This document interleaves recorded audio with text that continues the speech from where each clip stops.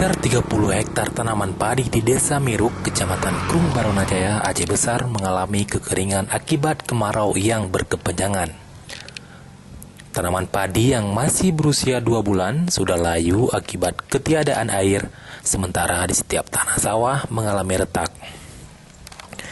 Kemarau yang melanda Aceh dalam beberapa bulan terakhir menyebabkan puluhan hektar sawah di beberapa desa di Kecamatan Krung Baronajaya, Aceh Besar mengalami kekeringan.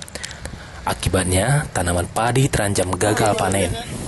Selain hujan tidak turun dalam 2 bulan terakhir, persawahan tersebut juga tidak dialiri air dari irigasi. Menurut warga, sawah yang mereka garap setahun sekali itu sangat tergantung pada ketersediaan air pada musim penghujan. Mereka berharap pemerintah Aceh Besar agar membangun saluran air di persawahan mereka. Nandar melaporkan untuk MGC News.